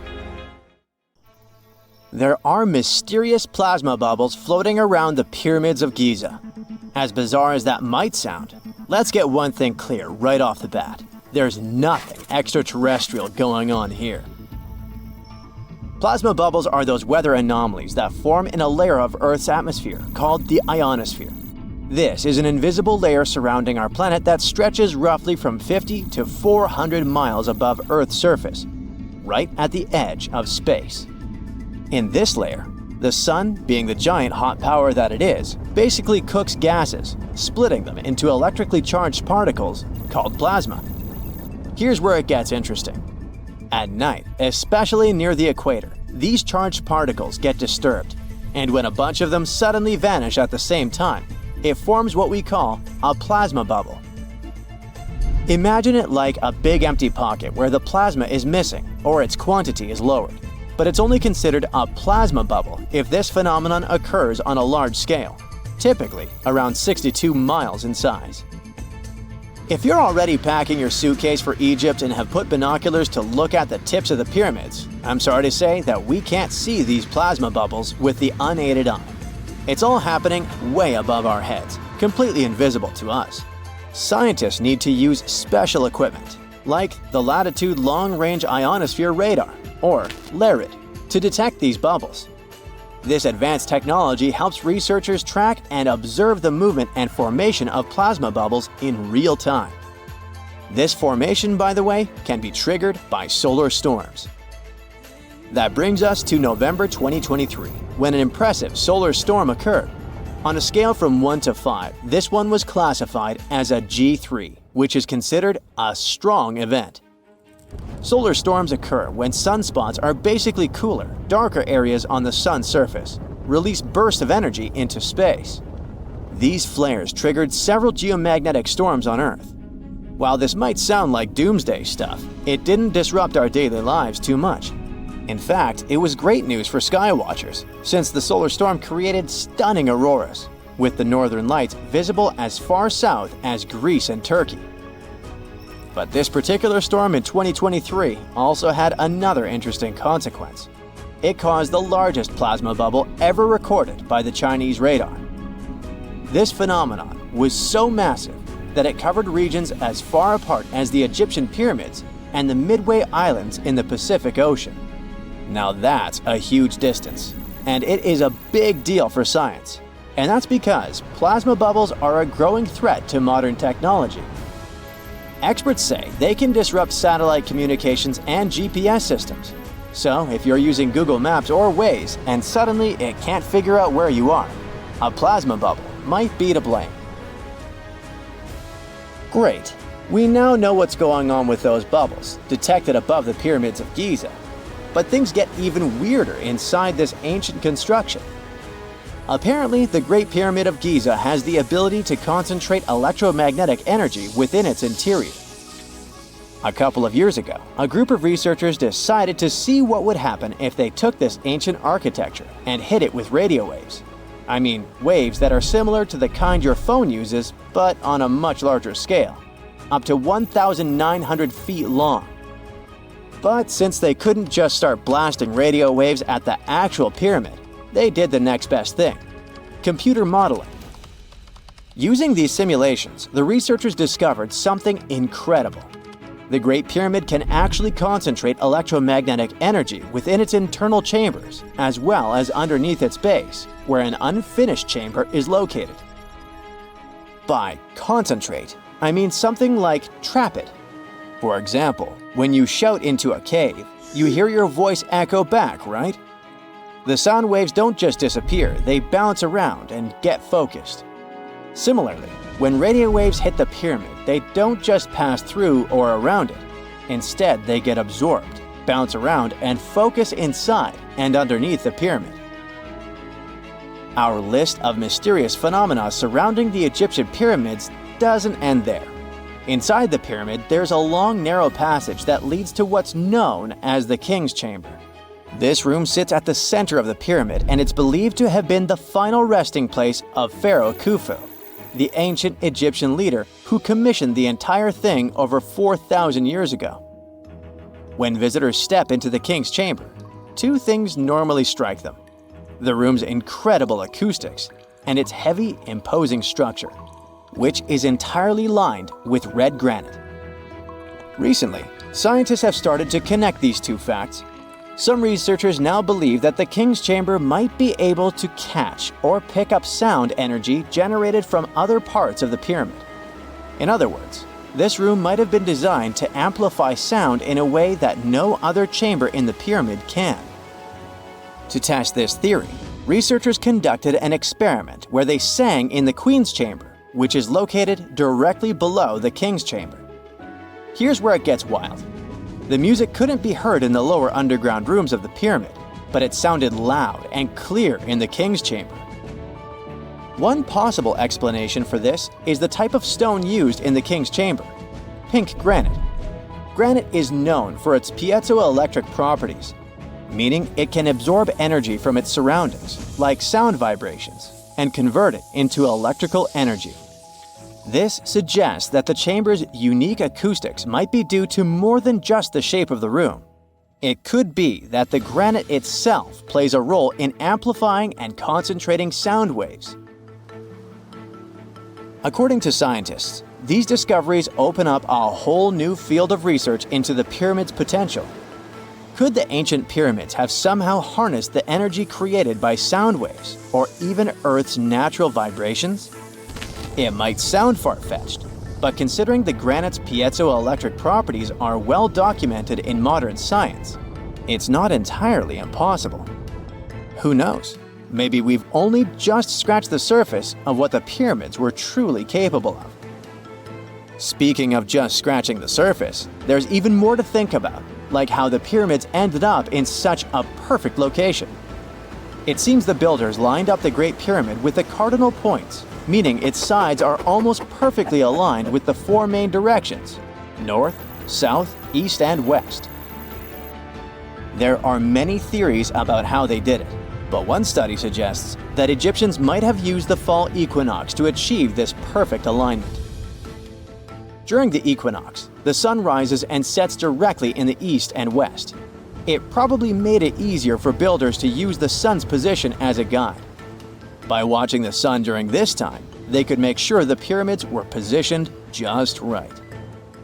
If we think about all these strange things about the pyramids, I mean their perfect alignment, the ability to concentrate radio waves, and the materials used in the chambers that might generate electrical energy, could the real purpose of the pyramids actually be much more complex than just being tombs? Well, Nikola Tesla thought so. It is said that the famous inventor and engineer was kind of obsessed with the Egyptian pyramids, and he wondered if they might actually be giant energy transmitters. He believed the shape and position of the pyramids could help them function as huge generators, capable of producing free, limitless energy. Some researchers agree with Tesla and believe that these massive monuments might have been designed as giant power plants. According to their theory, builders could have figured out how to move ions, those electrically charged particles in the atmosphere, by placing materials like copper, gold, and silver around the pyramids. So, it's definitely possible that the ancient Egyptians created a sustainable, renewable power source. Although this is a very interesting thought, We haven't been able to confirm this theory, and the true purpose of the pyramids remain one of humanity's biggest mysteries. What is a boat doing in the middle of a desert? You would expect to find a seagoing vessel closer to shore. This is the question archaeologists had been asking for decades. In 1988, there was a storm near one of the most important archaeological sites in ancient Egypt. A wooden structure emerged from the sand. It was hollowed out by termites. Scientists were determined to solve its mystery. In 2000, they began excavating the site near Abydos, Ubidos. An American team of experts soon discovered a boat that was 70 feet long, and it wasn't alone. In total, there were 14 boats neatly resting next to each other. It was impossible to completely dig out the boats because of their poor condition. Luckily, the wood was preserved enough to get a sample. Analyses revealed that the boats were around 5,000 years old, the oldest fleet in human history to this date. The time of their construction predates the pyramids at Giza by half a millennium. Each ship of the fleet rested in a vault that matched its dimensions. The room was roughly a third of the size of a tennis court. It had mud brick walls that featured more than 120 drawings of boats. Ancient Egyptians incised them on whitewashed walls that were excellently preserved. Scientists have known about these mysterious chambers for well over a century. 1901, 1902. A British archaeologist, Arthur Weigel, stumbled upon a strange structure west of the River Nile. His team caught a glimpse of the interior walls. Sadly, a section of the roof collapsed, so they had to call off further exploration. Researchers abandoned the site, but its location remained on the maps. The boat's position first led scientists to think that they rested on a bank of the mighty Nile. But there was a problem with this theory. Today, the river flows almost 7 miles west of Abydos. Further studies of the surrounding terrain showed the Nile didn't change its course throughout history. Also, if the boats floated near a dock, they would be in unstable positions. The 14 vessels at Abydos were perfectly parallel to each other. There was only one conclusion possible. Someone had deliberately placed them like that. They must have gone through a lot of effort. Each boat had enough room for up to 30 rowers. These vessels could really float. They weren't models, but scholars still don't know if they actually sailed any body of water in ancient Egypt. This doesn't diminish the importance of the find. Previously, archaeologists found only small-scale models. In King Tut's tomb alone, there were 35 boat models. For a long time, these figurines were the only clues as to how ancient Egyptian vessels looked like. The boat's design confirms that they were the real deal. They are the earliest surviving examples of something called built boats. Ancient people constructed primitive vessels by hollowing out large tree trunks. The alternative was reed that was tied together to form a raft. The boats at Abydos had planks tied together. This was a major breakthrough in shipbuilding. During their lifetime, the boats must have seemed impressive. Timber was a valuable commodity at the time. There was no wood in the desert. Cedar had to be imported from Lebanon. The only person who could afford such luxury was the pharaoh. Studying the area around the ancient fleet provided more answers. Scientists discovered a mud brick structure where Egyptians worshipped the pharaoh. Its approximate date of construction matches that of the wooden boats. The same bricks out of which this building was made were used to encase the fleet. At the time of their construction, the rooms they were stored in had a ceiling. That's the section that archaeologists stumbled upon in the early 20th century. Just like mummies and coffins, these marvelous ships rested inside splendid vaults. The exterior of these rooms was also impressive. The outer walls originally had a plaster of white limestone. It reflected sunlight. In the desert sun, the structure housing the boats must have shone from miles away. Ancient Egyptian builders used the same technique to cover the pyramids 500 years later. Today, their surface looks jagged, but it wasn't always like this. When they were constructed, the pyramids had a top layer of fine white limestone. Their surface was smooth and it gleamed in the sunlight. Instead of stairs, the outer layer of the pyramids was more of a sleek ramp. Archaeologists were left with one final question. Which pharaoh owned the fleet? The answer lay just a mile from the site. This is where the tomb of a pharaoh from the 5th dynasty rested, King Senwosret III. Its time and style of construction matched the ones of the chambers with boats. The very end of his rule might explain how the boats ended up in the middle of the desert. The pharaoh probably passed away in northern Egypt, Then his body was transported down the Nile to Abydos in a marvelous procession of decorated boats. The vessels were later lowered to chambers near the final resting place of their owner. This had a symbolic meaning. In the ancient Egyptians' belief system, ships played a key role. Their supreme deity was Ra. He traveled through the sky during the day in the form of the sun. At nighttime, he sailed through the netherworld in a solar boat. The pharaoh identified himself with Ra. That's why he needed boats in the afterlife. That was the only way to regenerate himself. Just as the sun rises every day above the horizon. This belief existed for thousands of years. The more famous Pharaoh Khufu also had a ship. Scientists found it in 1954 next to his pyramid at Giza. It is some 4 centuries younger than the fleet at Abydos, but Khufu's ship was almost 2 times longer. The Great Pyramid of Giza and King Tut's tomb are some of the most famous archaeological finds in Egypt. But there are many more secrets hiding beneath the endless sands of the Sahara Desert. Recently, 2020, archaeologists found a lost city there. They have labeled it as the most important discovery since King Tut's tomb, 1922. The city of Aten is some 3,000 years old. Historians hope it will give them a unique insight into the everyday life of ancient Egyptians. The famous archaeologist and Egyptologist Zahi Hawass proclaimed the site a lost golden city. Aten sits some 300 miles south of Egypt's capital, Cairo. It is close to the famous Valley of the Kings. Archaeologists first found sections of mud brick walls that spread out in all directions. They discovered complete rooms with tools of everyday life inside. The research team unearthed a bakery, a residential neighborhood, and an administrative district. They all date back to the time when the Egyptian civilization was the wealthiest in its long history. They were also the first to make objects from iron.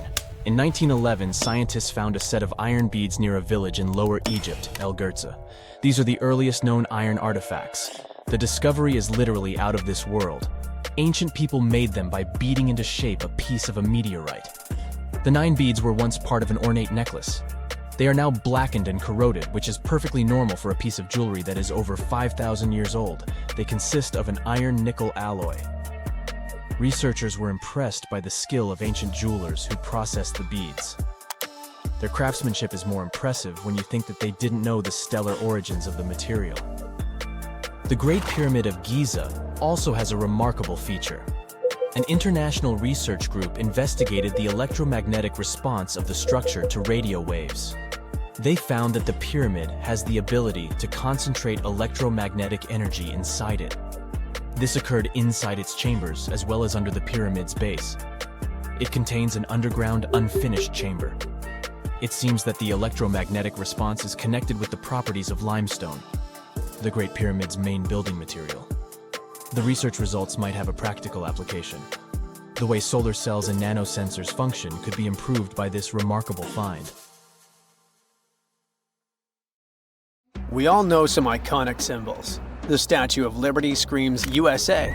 The Eiffel Tower represents Paris. And this mask? Undoubtedly, it's Tutankhamun's, right? Sometimes it feels like historians have squeezed every last drop out of the King Tut story. But guess what? The most obvious details often slip right under our noses. Like the fact that this famous mask didn't actually belong to him, nor was it ever meant for him. Stick with me for the details. Can we get a close-up of that mask? Thanks. See those holes? Yep, they're for earrings. And no, it's not that they had anything against jewelry, but back in ancient Egypt, earrings were typically worn by high-status women or kids. Now, if you know your history, you might say, but Tut was a boy king, wasn't he? You're spot on. He began his reign at just 9 years old. Sadly, that didn't last long as he passed away at a very young age. So when he was 9, he might have worn earrings, but he probably took them off when he hit that no earrings age. Sounds reasonable, right? Actually, not quite. That would have been pretty strange since nobody expected him to pass away young. Certainly not at 9. So no one was preparing a kid's mask for a burial. It's this untimely demise that suggests the mask used was simply the best option available when Tut passed away. There are more clues pointing to the idea that the mask was found in a hurry. Let's think about this. Even though Tut was mummified and his body could wait a bit, his loved ones wanted him to reach the afterlife ASAP. Some experts even believe the paint in the tomb was still wet when it was sealed. But look at his mask. It's a masterpiece.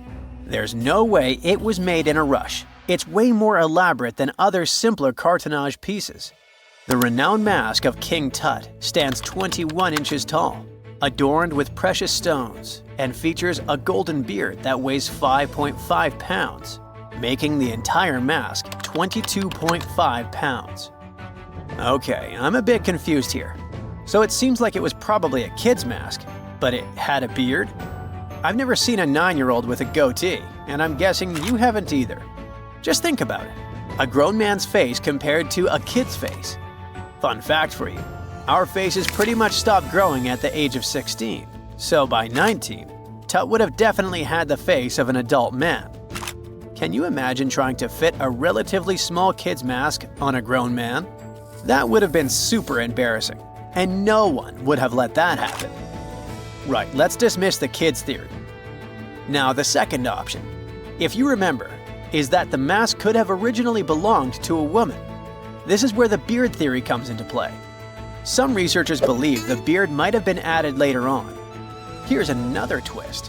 What if the mask was actually made for Nefertiti herself, who ended up maskless? In this case, there are two discoveries. Two birds with one stone. For now, it sounds like a conspiracy theory, I know. But let's give it a shot and delve deeper into the details. So, Tut passed away in around 1323 BCE, probably due to malaria.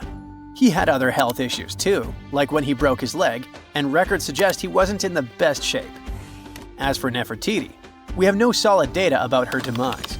Plus, nobody knows exactly when or where she was buried. The supposed year when she passed away is around 1330 BCE, but she could have lived longer, and the mask was intended and prepared for her. Or maybe they just took her mask right from the burial chamber. After all, they were family. Well, sort of. She was said to be his stepmom, having been married to Akhenaten, who was likely Tut's father. But this is not 100% accurate. Some scientists doubt it. Ah, these ancient Egyptian families. It's hard to keep track of who's who. I know, you're not yet convinced that Tut wore a lady's mask. Let me share one more theory with you. Meet Howard Carter, the enthusiastic archaeologist who discovered Tutankhamun's tomb. It was located in the Valley of Kings outside Luxor and, to everyone's surprise, was nearly intact. When he entered, he noticed something odd. This didn't feel like a pharaoh's burial chamber. It was classy and all, but it had a vibe that suggested it was made for a woman. Typically, Egyptian pharaohs had larger tombs that suited them better, and even more strangely, it was oriented to the right of the entrance. This didn't add up. That orientation was typical for female chambers, which Egyptian queens used. Another red flag was that the chamber appeared to have been built in stages, and all the artifacts, around 2,000 of them, seemed hastily placed there. Even more curious, they looked like they were meant for other royals. Carter discovered this burial site in 1922, but it remained a mystery as to why it was so bizarre. Almost a century later, Nicholas Reeves thought he may have solved the puzzle. He claimed that King Tut might not have been the original resident of the tomb. Instead, he suggested that the undisturbed resting place of the legendary Queen Nefertiti could be hidden behind the walls of the boy king's burial chamber. Nicholas studied high-resolution photos for months, meticulously examining every pixel. One day, he focused on detailed scans that revealed the texture of the tomb's walls beneath layers of paint. He spotted what he believed to be outlines of two doorways that had been blocked and plastered over to hide them from view. The more he looked, the more it seemed real. Could it be a tomb within a tomb? Nicholas theorized there was a hidden storeroom behind the western wall of King Tut's tomb, and his chamber might just be the outermost section of a larger corridor-style network of rooms.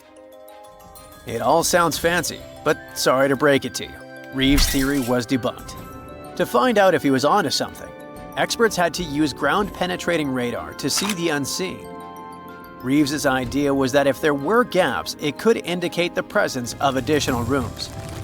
And at first, in 2015, one expert even thought he had found a hidden room. But the glory didn't last for long. A year later, after double-checking, it turned out there were no hidden doorways. By the way, Nefertiti isn't the only legendary woman from Egypt whose burial site remains a captivating mystery. There's a cool legend about Cleopatra that you might enjoy. It's said that she once declared, "No man will ever find my tomb." Kind of fitting, right? After all, the person who's come closest to uncovering her final resting place is a woman. Fast forward a few millennia after she passed away, and while no man has located it, archaeologist Kathleen Martinez believes she might have cracked the code. She's been on the quest for Cleopatra VII's tomb for nearly 20 years, and recently discovered a bust that she thinks represents the famous queen. However, not everyone is on board with her claim. Some experts argue that the bust doesn't resemble Cleopatra at all. Alongside this intriguing marble statue, Martinez's team also unearthed 337 coins, some of which, less controversially, feature Cleopatra's likeness. But the real part is that it's still not officially confirmed. There's no doubt about the existence of the small bust. It's carved from white marble, fits in one hand, and shows a woman wearing a royal crown, according to a translated statement from the Egyptian Ministry of Tourism and Antiquities. The big question, though, is who it actually depicts. While Martinez insists this statue is a representation of Queen Cleopatra VII, many other archaeologists argue that the facial features don't match, suggesting it likely belongs to a princess instead. Sorry, I can't resist the temptation of breaking the magic for a moment. Some folks believe that the whole idea of "no man will find my tomb" is misunderstood. Even if she did say it, what she probably meant was "no living soul," and it wasn't about gender at all. It can as well be just a beautiful legend. Toodaloo! In 1850, French scientist Auguste Mariette went to Egypt looking for manuscripts, but accidentally found a head of a sphinx sticking out of the dunes. He cleared the sand and figured out the sphinx was guiding the entrance to some underground construction. Several months later, he finally entered the Serapium of Saqqara. Inside, he found an enormous granite sarcophagi with remnants of 64 bulls. Scientists are still amazed by the tech that the ancient Egyptians used to transport those enormous boxes. The Serapium was built around the year 3000 before the Common Era. It was an underground tomb built to honor the sacred Apis bulls of ancient Egypt.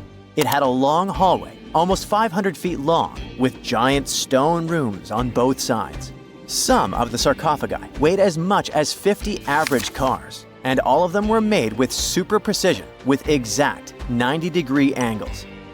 These sarcophagi were beautifully decorated with hieroglyphs and carvings that told stories about the lives and importance of the Apis bulls. Now, there are 24 sarcophagi left. In ancient Egypt, Apis bulls were very special animals connected to the deity Petra. They thought the bulls carried Petra's spirit and wisdom, helped the pharaoh, and protected the Egyptians. Priests looked for special markings on young bulls to find Apis bulls. It could be a white triangle on its forehead, which symbolized divine light, a shape on its back like a vulture's wing, and a scarab shape under its tongue, which stood for rebirth. If a bull had these signs, they believed it was chosen by Petra and treated it like royalty. The chosen bulls lived in a special temple in Memphis, the city where they worshipped Petra. They received the best care and offerings from visitors who wanted their blessings. When an Apis bull passed away, it was treated with great honor and mummified. When Mariette entered the Serapium, he noticed traces of rollers on the gallery's floor and found 2 wooden horizontal winches. Each had 8 levers. Later, other explorers saw double rails. The burial chambers were lower than the hallway floor. To get the boxes into place, workers filled the chambers with sand so the sarcophagi could be rolled in straight. Then they slowly removed the sand to gently lower the boxes into perfectly cut spaces in the bedrock.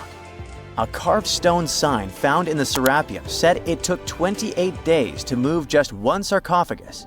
and its lid into its spot during the time of Ptolemy II. The extreme precision of the sarcophagi with 90-degree angles also has an explanation. Ancient Egyptians wrote texts, or rather, papyrus, on geometry a long time ago. It shows that they knew the approximate number pi and could calculate the volume of a pyramid with its top cut off. If they could figure out complicated math like that back then, it makes sense that they could also carve perfectly flat surfaces 500 years later. All this sounds pretty legit, but some people think certain things don't add up here. The size of boxes is way larger than the size of bulls, yet they buried pharaohs in tiny coffins that barely fit their bodies. The sarcophagi are made out of granite with crazy precision, and they could have just used limestone, which would have made things way easier. The transportation of the boxes seems pretty simple, but only in theory. If one person could pull about 440 pounds, then at least 250 people would be needed to pull just one box. The tunnels in the Serapium are really narrow, only about 2 feet wider than the boxes themselves. There's no way hundreds of people could have squeezed into those tight spaces to pull the boxes. And even if they did, how would they turn the box in the cramped corridor, lower it into its niche, and place it perfectly in the middle? Somehow they did this 24 times, and every box is centered perfectly. Plus, the chambers were dusty, and there were no signs of soot from lamps. This means they must have worked in almost complete darkness. The real use of the boxes could also be different. A long time ago, even before the Egyptian pharaohs ruled, the local people already knew how to use fermentation. It happens when tiny organisms called yeast eat certain ingredients like starch and turn them into gas and ethanol. So someone in ancient Egypt probably put food like barley, bread, and even meat inside a giant stone box, then closed it tight with a heavy lid. These stone boxes, carved from granite, were so precisely made that they were almost completely sealed, so nothing could escape from it. As the yeast inside the box started working, it created more and more CO2 gas. It built up pressure inside the box. The granite boxes were incredibly strong. They could handle more pressure than a car tire can hold. When granite was squeezed under such pressure, its crystals produced a tiny electric charge. This effect was possible because granite contains quartz, a material that reacts to pressure this way. The process also needed meat or animal parts, possibly to help the yeast grow better. Meat contains something called oleic acid, which yeast needs to keep growing and to survive the bad effects of the ethanol it produces.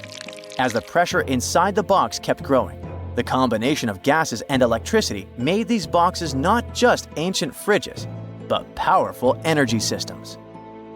Over time, the pressure inside got so strong that it could push the lid open and the gas would escape with a pop. But when people rediscovered the Serapium in 1850, they found old drawings that showed piles of stones stacked on top of some of the box lids. So, someone long ago probably tried to make the lids even heavier by adding extra weight to make it harder for the gas pressure to push them open. This extra weight also meant the quartz crystals in the granite could keep creating more electricity under all that pressure. If someone opened one of these stone boxes thousands of years later, they would only find bones from bulls that were placed in the box. And that's exactly what Mariette discovered in the 1850s. They opened the Serapium for visitors soon after the first excavations in the second half of the 19th century. Prince of Wales even had a luncheon with his guests in one of the sarcophagi. Sands and earthquakes made the site inaccessible for a while, but now you can visit it again and try to solve the mystery yourself. With new tech, we could have answers to many other historical mysteries soon. A team of scientists at Chicago's Field Museum of Natural History recently used a special CT scanner to learn more about ancient Egyptian mummies without unwrapping them. They gently rolled 26 mummies on custom carts out to the parking lot, where the scanner was waiting. It took thousands of detailed X-ray pictures of each mummy and their coffins. When all the pictures were put together, they created 3D images that showed what was inside, the skeletons and some artifacts. The scientists hope these images will help them understand ancient Egyptian burial practices from over 3,000 years ago. Even though the scanning process only took 4 days, it might take 3 years to study all the data. But scientists were able to learn some personal details about the mummies. One of the most popular mummified individuals at the museum, Lady Chineta, was a woman who lived in ancient Egypt about 3,000 years ago. It looks like she passed away in her late 30s or early 40s. To make sure her body looked complete for the afterlife, embalmers put stuffing in her neck to keep it from collapsing. They also placed artificial eyes in her sockets, so she would have eyes in the next world. She was wrapped in fancy linen and placed in a beautifully decorated coffin. The scans revealed that it had been carefully crafted with a slit at the back, which embalmers used to fit the body. There were also some artistic details on the surface, like markings for her knees. It looks like her burial was on the scale of a high-end luxury car.